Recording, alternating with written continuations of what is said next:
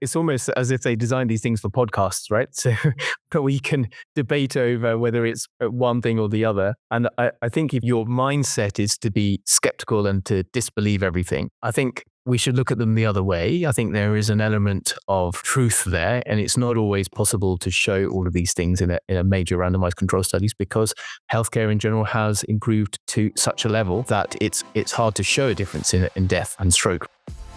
You're listening to Parallax from Radcliffe Cardiology in association with makeadent.org. Here is your host, Ankur Kalra, MD.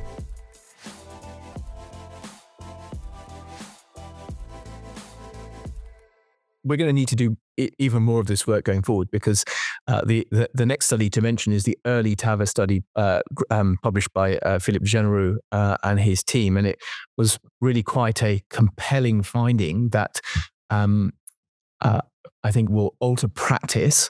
And we should always have caution in how we interpret these things, but it is revealing. So this was a cohort of patients with severe aortic stenosis with no symptoms, and they all had an exercise test to show that they had no symptoms. So they're able to exert themselves freely on a treadmill and not have classical parameters of a positive treadmill test or have chest pain. And then they're randomized to standard of care, so clinical observations we would typically do for patients who are asymptomatic with aortic stenosis versus having a TAVR before the symptoms have presented themselves. And in this study, there was a profound benefit in the early TAVI group. So sorry if I interchange the term TAVI and TAVR. TAVR is what you in the US would use. TAVI is what we use here in the UK. And so we found an event rate of death, stroke, and unplanned hospitalization in the TAVR group, early TAVR group, of around 26% versus 45% in the patients who are under clinical observation. Now, TAVI is not an entirely benign procedure. There is a lot of risk associated with TAVI. We know there's vascular risks, there's on-table stroke risks, and there are a number of things that can occur straight after, including the risks to the coronaries. And so we shouldn't be blindly putting these valves into everyone that's asymptomatic. But it is food for thought that in many cases that we observe these patients over a long period of time, and yet there is a high event rate. That event rate is mostly driven by hospitalization. And of course, that is not the same as death. And that's not the same as having an early stroke. But it does cost the hospital networks and the hospital systems a lot of money. And it leads to psychological harms to the patients as well. So there is potential benefit for upfront TAVR in these patients who are suitable. We have to have a slight degree of caution. In the UK, a similar study was performed. Some differences. It was led by Mark Dweck, who I had the privilege of training with. We were SHOs together in London back in the mid 2000s, and he's gone on to be a very high profile academic, and I'm very impressed to see all the things that he produces. And he led this study in which took patients who were asymptomatic, but they tried to enrich their cohort of patients and look for high-risk cohorts. So they had an elevated high-sensitivity troponin, and they had evidence of strain on an ECG, so left ventricular hypertrophy with strain pattern. And so they enriched their cohort of patients of this, and then they undertook an MRI of their heart and looked for evidence of mid-wall late gadolinium, which is a marker of fibrosis. And the theory is that as you've got severe aortic stenosis, the ventricle starts to fail and starts not to cope very well, and that leads to scarring within the ventricle. And they then offered these apparently asymptomatic individuals early valve intervention. And in their particular study, they actually included surgical valve replacements. And it's a much smaller study, only around 400 patients were screened, and around 220 patients were actually included. And they showed no benefit in this particular cohort of patients. And so again, tricky to interpret these data, because two studies presented at the same conference, slightly different results, one suggesting upfront benefit of early intervention, one showing no benefit. Just shows how hard medicine is and how interpreting these data can be challenging. But what were your thoughts on this, Ankur? Yes, so this is, and I have to congratulate both Mark and Philippe for for advancing the field in this space. I think we're going to see more and more of these patients we do see these patients in the office all the time. And I think the early TAVR investigators, congratulations to them. They actually put these patients through exercise testing, clearly demonstrated that they have no symptoms whatsoever. I think there's debate around how the outcomes were designed. Correct. I mean, you have a set of patients, so no difference in death, no difference in stroke. I was at a talk that Philippe gave at AHA, in which I think they've put a meta-analysis together, which is going to come out soon. There is a signal toward decrease in stroke in these patients, which is an interesting finding. This paper should be published soon in a high impact mainstream journal. Just trying to respect the embargo there. But I think for the purist, I think some may call it that this is being driven by subtraction anxiety bias, which is that you have a valve condition which is severe, and now you are fixing the valve, and clearly there is a decrease in hospitalization. And then on the other spectrum, you have the severe valve disease, and then you're being asked to wait. Are you gonna get more anxious and present yourself more frequently to the hospital, leading to increased hospitalization, which is the primary outcome that led to the difference in the early TAVR trial. So I think it's food for thought for the skeptics as well as for the believers. I think there's a bit of both in there. It's almost as if they designed these things for podcasts, right? So we can debate over whether it's one thing or the other. And I think if your mindset is to be skeptical and to disbelieve everything, and I think certainly there's a large number of cardiologists who go down that route now, then it's easy to throw shade at these studies. I think we should look at them the other way. I think there is an element of truth there, and it's not always possible to show all of these things in a major randomized control studies, because healthcare in general has improved to such a level that it's hard to show a difference in death and stroke. But I think there probably is a signal there, because certainly here in the United Kingdom, I worry with these patients being observed waiting for symptoms is that our follow-up times are long. And so patients are often waiting for quite a long time, and it only requires one clinic cancellation for patients to slip through the net, and then there's potential for harm. And so this is certainly something that happens here in the United Kingdom, perhaps less so in the US, but certainly a source of concern here.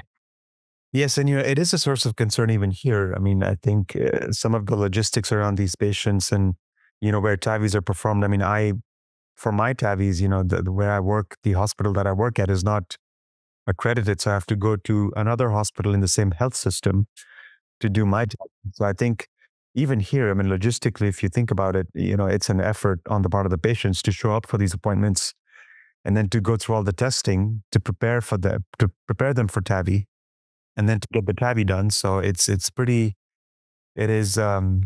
is labor intensive, for lack of a better word. And not to say that hospitalization is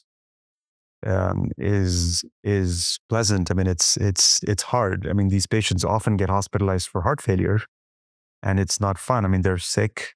They're very tenuous hemodynamically. You have to be very careful in diuresing them, not over diuresing them, because they're also preload dependent.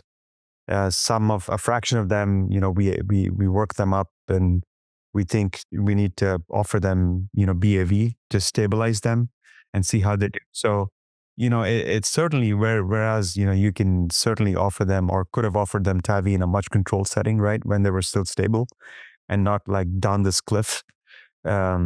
So I think, again, welcome data, great paper. Congratulations to the investigators. I think that the field of asymptomatic aortic stenosis is clearly evolving. I would venture out to say that, this would probably extrapolate to moderate to severe aortic stenosis as well. But I think we need more data to definitively move the needle one way or the other. Yeah, I won't open that can of worms just yet. But I think this is a very interesting space, and I applaud our colleagues for keep pushing the envelope on this. Moving into other valves, the mitral space and the tricuspid space has suddenly become very exciting, and there's a great deal of studies that are trying to make tricuspid clips a thing, and which is interesting because I think we spent most of certainly my career not really thinking of the tricuspid valve very much, but all of a sudden triclips and tricuspid regurgitation is an area of intense interest. Before going to the triclip, I think we should probably just mention the RESHAPE 2 HF study which was presented at ESC, but I think it was Stefan Anker and his team that demonstrated patients who have good medical therapy with mitral regurgitation, which is felt to be secondary, so a functional issue. And so the leaflets of the valves are not defective, but they may well have poor LV, they may well have a cardiomyopathy, they often have ischemic heart disease. And these were patients who couldn't have traditional mitral valve surgery. They were then randomized to good medical therapy alone versus having a M-TEER procedure, so a mitral clip to be able to bring the leaflets together and reduce the burden of the mitral regurgitation. And what this study demonstrated was there was a significant reduction in the primary endpoint, and that was the recurrent heart failure hospitalization or cardiovascular death at 2 years. And in the mitral clip arm, the event rate happened at 37%. And in the medical therapy alone arm, the event rate was 58.9%, so almost 60%, which is really quite a profound difference. And I think lots of people will know, if you're in routine clinical practice, that mitral regurgitation is one of those challenging conditions that suddenly leads to decompensation in patients with profound pulmonary edema and congestive heart failure, needing admission and diuresis. And if they're not a surgical candidate, it can put people into a little bit of a bind. And mitral clip originally was indicated for a primary mitral valve disease, and the jury has been out on the management of functional mitral regurgitation or secondary mitral regurgitation. This study and these data suggest that actually it is an option and we should be considering it. It's not something that I do, but I do refer patients for this device. What's your practice on this, Ankur? Yes, so this space clearly has expanded, significantly, and I would tend to agree with you that now more than ever, I don't do transcatheter edge-to-edge repair. I've sort of limited my practice to aortic valve and complex coronary disease. I do refer these patients out to my operators in the system. So I'm very adept at evaluating these patients and sort of making the recommendation that this would be an important adjunct. It's become a bit of a field, in and of itself. I think we're in the process of establishing, specialized clinics for these patients where they're sort of evaluated for device therapy in the same rubric as they're being evaluated for, EP devices and, also medical therapy in this space. So clearly become an important adjunct to managing these patients. I consider it an important cornerstone. It's part of my evaluation for heart failure patients now. As far as I'm concerned, it's become a heart failure device for me. Yeah, I think it's definitely an adjunct. Selection of patients is clearly the challenge. And I think all of these things should be done as part of a multidisciplinary team system where you have experts in transesophageal echocardiography and imaging cardiologists who can really understand how big the annulus has become, whether the leaflets can be grasped, whether we can actually make a meaningful difference. And then having those images in the lab whilst doing the procedure, and so that they can guide where the clips are placed, such that the end level of regurgitation at the end of the case is as good as you can get it. because I think that is a strong predictor for how good patients do after this.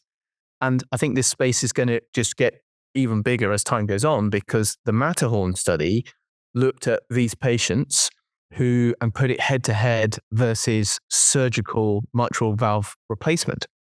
And in this study, it was a small study of only around 200 patients, 100 in each arm or thereabouts. They actually found an advantage to having the minimally invasive approach with a edge-to-edge TAVR procedure. So I think this is a space for patients who suffer and have recurrent admissions.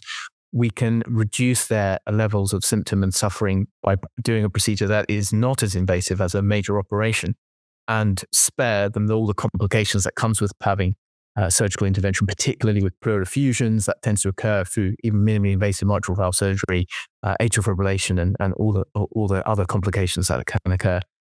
And certainly, whilst I'm not saying that these technologies replace an excellent mitral surgeon, I think they will provide a complement to ones for patients who we're otherwise struggling to be able to treat. Yeah, I couldn't agree with you more. And, like I was saying, it's sort of become an important evaluation benchmark for me for these patients. I mean, I want to make sure that they are on quadruple backbone guideline-directed medical therapy. If they meet the criteria for device therapy for ICDs, then we've given them what they need, and then in the same rubric, I put in mitral valve and severity of regurgitation and whether they need mitral transcatheter edge-to-edge repair. And the space is going to continue to explode, has exploded already with all the options available. And with transcatheter mitral valve replacement could get even more exciting. What do you think about the tricuspid space?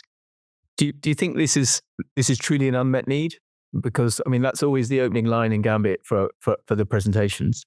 Are we missing a lot of tricuspid regurgitation, or is this something that perhaps I'm just not looking hard enough for? This is my personal take on it, right? So and I've read these papers as well, and I've sort of the opening sentence more often than not in these papers is the epidemiology of tricuspid valve regurgitation, and how much of a need there is for this technology. I'm on the fence, to be honest with you. I see them. Maybe I'll see a severe TR, like isolated TR or severe TR patient. Maybe I'll see these patients one in 6 months, maybe. I'm talking about isolated TR, right? I'm not, so and that to like severe TR. So I know the next study that you're going to present is tricuspid regurgitation and its repair. So I think this is a good preamble for that discussion. Maybe it's an unmet need. I'm not quite convinced. I suspect, naturally there are going to be patients out there who do have significant tricuspid regurgitation. I think that the reality is that they come as a package of lots of other components going on. So the Triluminate study was presented again at TCT 2024. So this is a study that was done as a pivotal study to get approval for these devices in the US. And then they've had an extended analysis with ongoing recruitment. And what they've shown in around 570 patients, 572, I think is the right number, of patients who have tricuspid regurgitation, and they are treated with a TriClip, which is a device that's very similar to the MitraClip, but designed to be able to fit in the valve itself for the tricuspid valve. They found there was a really quite significant reduction in the amount of tricuspid regurgitation and an improvement in 6-minute walk time and distance, and lots of the health parameters that we look at. So the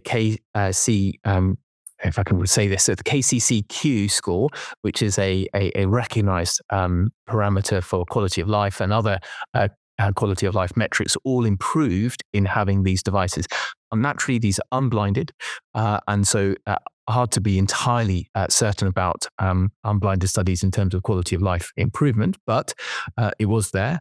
And we know that these patients do often suffer with significant peripheral edema and swollen legs and difficulty in mobilizing as a consequence, which then leads to sedentary behavior, obesity, and all of the other consequences that come from that. So certainly the data is there that suggests that these devices do help the patients. The question is, is there really this huge number of patients sitting in the community who need these clips? Yes, certainly not in not in my clinical practice. I don't see them as often. So maybe they've been accruing themselves in, select centers which are offering these treatments. But I think the space is clearly expanding. It will do, just like with all of these things. As we get better at doing them, then we'll get better at identifying these patients. I suspect many patients who have significant tricuspid regurgitation are in the heart failure clinic, and they're being managed with high-dose diuretics, and they're on multiple other medications. And so I think it's going to be a case that people in the interventional space or structural space are going to work very closely with their heart failure colleagues to be able to identify the patients who can gain from this. I suspect this is going to be an adjunctive technology to help those patients who are suffering with very significant leg swelling. But I don't think we're going to be thinking that it's going to lead to a mortality benefit. I'm sure there'll be someone in the audience who's listening to the podcast and shouting at their car radio at the moment saying that these guys don't know what they're talking about. I'm just basing it on my clinical exposure of these. And certainly I can remember clear patients who've needed this, and I've referred them to colleagues who do this procedure, but they're few, relatively few in given the totality of other patients that we see.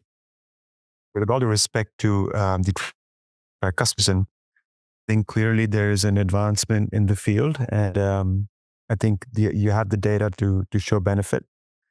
And patients who do have severe TR, I'm going to be sending them to colleagues who do these cases, without a doubt, and have them decide whether it's appropriate and whether it's time, or whether there's still wait and watch here that needs to be done. And so I suppose we should end our session with talking about some of the big drug advances. And there's been a number of studies that have come out throughout the year. And I think just a few things just to mention is some really nice studies that continue to show that pills, medications that combine lots of different medications together in a single pill have benefit for patients. And over the years, I've become a convert from believing in single drug approaches and combining lots of different pills together, so the patient's taking a whole number of physical pills. And I'm beginning to evolve my practice into giving patients a pill that combines multiple different drugs. And whenever I've visited India and any of the conferences there, I've been struck by how many options they have, much more than are available here in the United Kingdom or across in Europe. And the top spin study was a study that was looked at patients with hypertension, a very common condition that we all see and treat. And they found that combination therapy was better than single agent therapy, even when used in combination. And I think that is intuitive, and it makes sense that patients find it easier to take a single pill. I always think of my mother-in-law.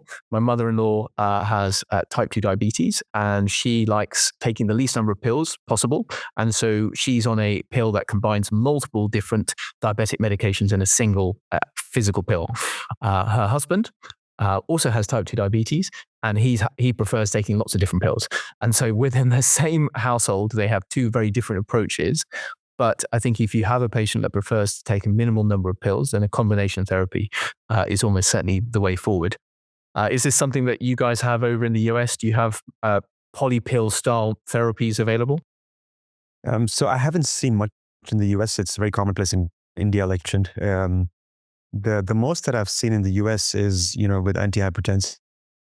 So we do have combinations of like lisinopril hydrochlorothiazide or amlodipine hydrochlorothiazide. But I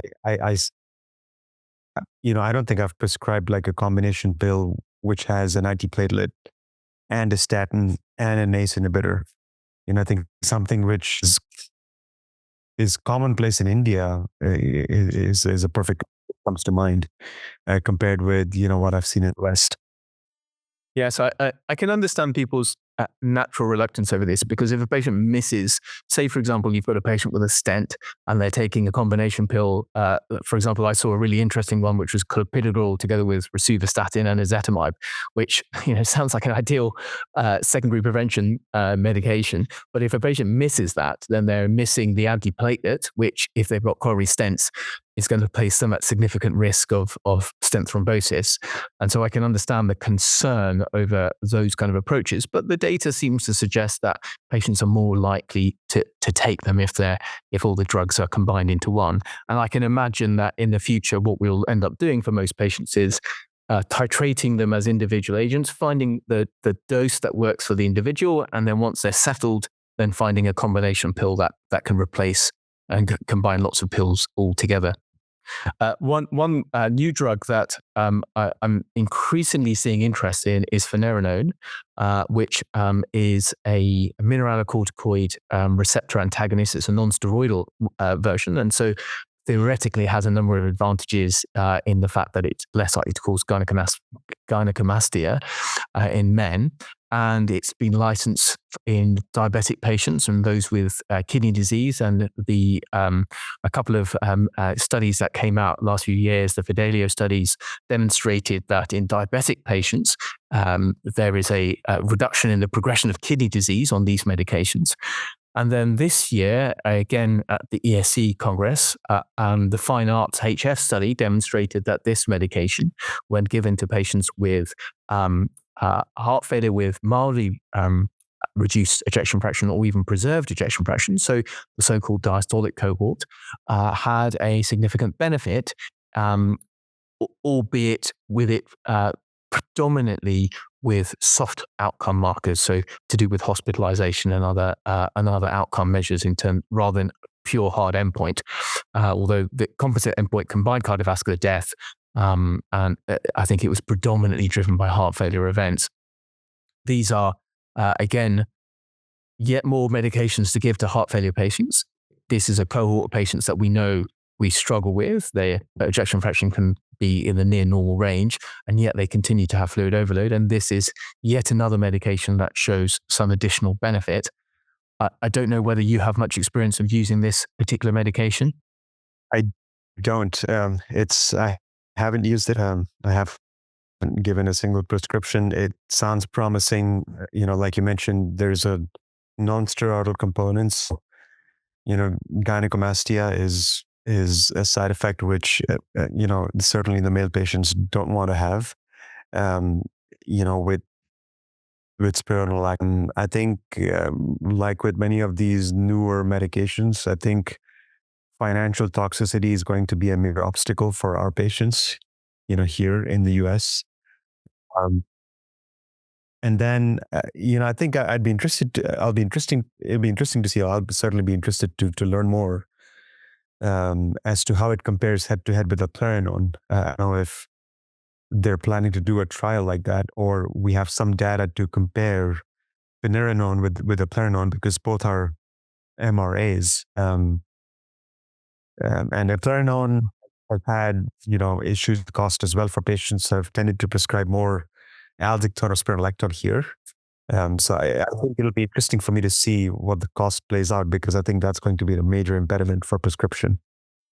Yes, that's right. I think the drugs that come in at very high price points are going to really struggle to demonstrate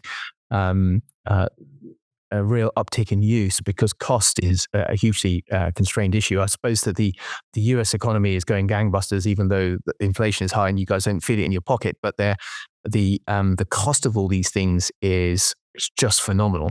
And if the drug is expensive, it doesn't matter how good it is. I doubt very much they'll do a head-to-head study against eplerenone. And there are other caveats with these studies. The SGLT usage in these studies was actually pretty low.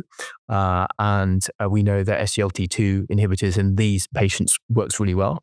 And of course, we've got the advent of the GLP-1 agonist as well, semaglutide, which reduces weight and seems to have similar outcomes in these patients. And so, would we use finerenone over and above SGLT2 and a GLP-1 agonist? Uncertain. But it is an evolving field, and I imagine we will see patients coming in who've been seen by our heart failure colleagues and being prescribed these medications. So it's important for us to understand how they work and where their place is. One thing that I thought we'd end on is a new space that I think is going to be an interesting one going forward, is the medications that can reduce lipoprotein A, so Lp(a), which we know is a strong risk predictor of early onset coronary disease and is independent of your LDL-C levels. And we've long been measuring Lp(a) values in patients, particularly if they present early at a young age. And I think by the time that they present with an acute coronary syndrome, knowing that their Lp(a) is elevated is perhaps missing the point. But in my routine practice, I've taken to measuring Lp(a) as part of a risk stratification approach in patients that present with high cholesterol or with who are being worked up for the possibility of underlying coronary disease. And in those patients that have a high Lp(a), I think we do have to pursue these patients a little bit more aggressively than we do in others. But to date, we haven't had therapies that will move the Lp(a) number. Statins move it by a small percentage. Inclisiran, I think, reduces it by about 20%, but that may not be meaningful. And now there are dedicated drugs that are becoming available that were presented just a couple of weeks ago at AHA. And they've got names which continue to follow the drug industry standard of being completely unpronounceable. But there's an oral therapy that I was very intrigued by, because many of these drugs are injectable, but there is an oral therapy called muvalaplin. I hope I'm saying that correctly, muvalaplin, which is a small molecule inhibitor of Lp(a).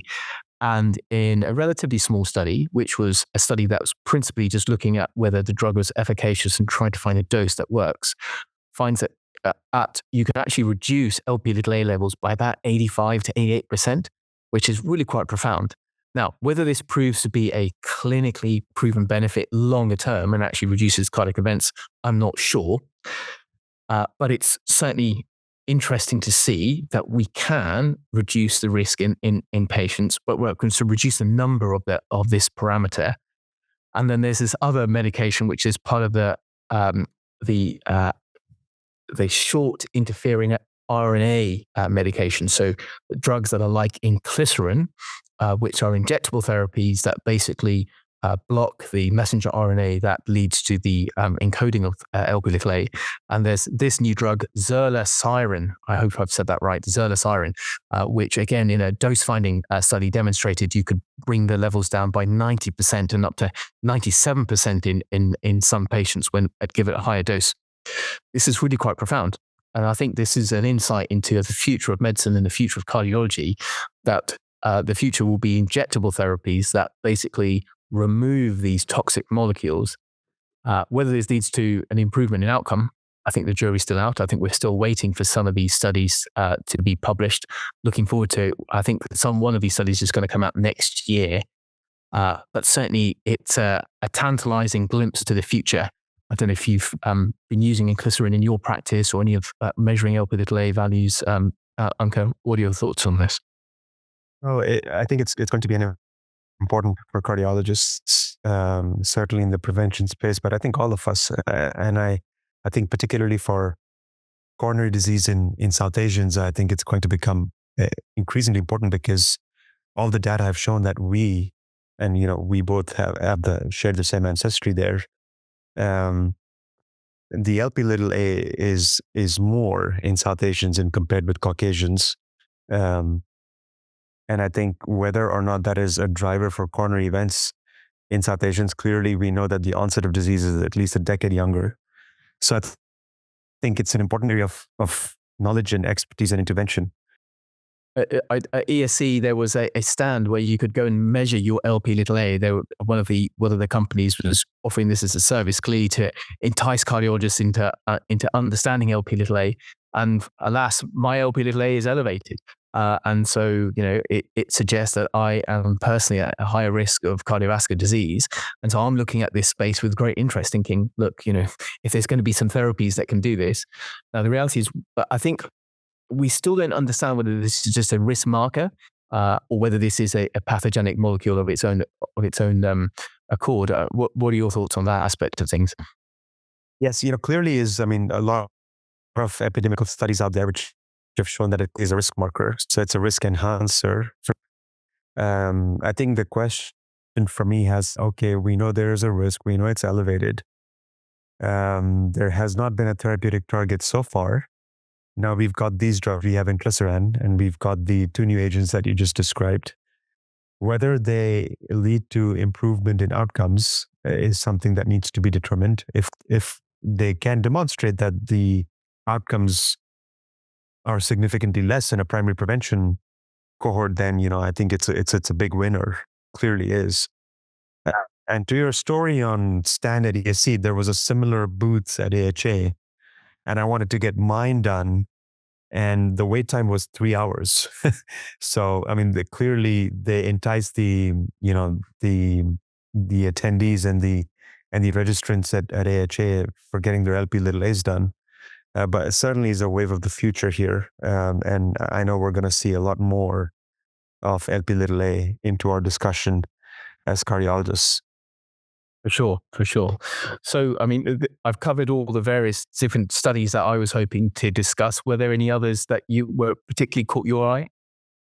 No, I think, you did a phenomenal job, right from coronary to structural and drug therapies, did a fantastic job in putting a collection of these trials for us together. Thank you for doing this. I clearly appreciate your enthusiasm, your expertise, and your knowledge in this, in cardiology and with all trials. Any closing remarks? So I think this has been such a feature for Parallax that when it's the year end, it sort of resonates with me, with our audience, that we're going to have this finale episode with you. So any closing remarks for Parallax? How did you think season 6 was? And we're clearly looking into season 7 now, which should be next year. Well, I think 2024 has been a big year all round in many different ways. I think it's a really important year for everyone to reflect on looking back, because there were elections all around the world. I think this was a unique year that had something like 1.5 billion people, more than that, that were voting in some form of election around the planet. So that in itself, outside of cardiology, means it's a big year. And I think there's some of the decisions that people have made will have an impact on how we practice medicine and things going forward.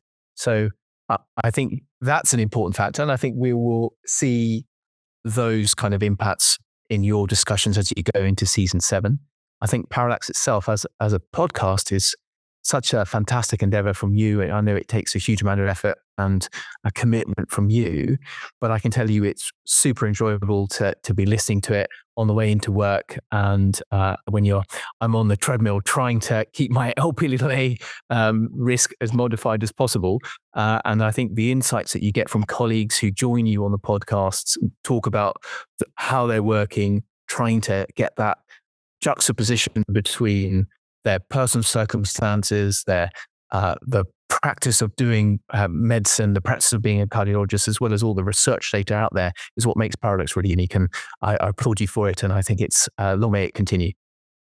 Oh, thank you. Those are encouraging words, not only for me, but for all of us at Parallax. And it's interesting, I think for the audience, I want to make sure that this was not planted deliberately, but your take on elections and how it's going to impact healthcare. I'm going to throw in a shameless plug. I concluded my master's at SC, and it was fortunate paper with one of the factors at LSE, which talks about value-based healthcare and the impact of general elections. It came out right before the results of our US general elections last month in November. So if any of you who are interested in this space, the paper is out in JACC Advances. You can read it and share your feedback with us. But so thanks again for being such a valued guest and for all your insight and knowledge and enthusiasm. And hope to get you back as a regular guest for one of our regular episodes. But I'm for certain that, you're going to be a feature for the year-end episodes. So thank you again for doing this for us. And for all of you who are listening, from both Sukh and myself, we wish you a very happy and a prosperous 2025. Season's greetings and happy holidays to you and your families. Do share your feedback with us. We take it very seriously. Rate us, review us on Apple Podcasts, SoundCloud, Spotify. Send us an email. We take pride in ourselves in being responsive and certainly responding to your comments. Until next year, Sukh, wish you a very happy New Year and Merry Christmas and be well and be safe. Thanks so much, Ankur. Merry Christmas to you and everyone listening. We hope you enjoyed today's podcast, produced by Radcliffe Cardiology in association with makeadent.org. We aim to bring you a new angle of all things cardiology every second week. Review us on your favourite podcast app or send your comments or questions to podcast@radcliffe-group.com.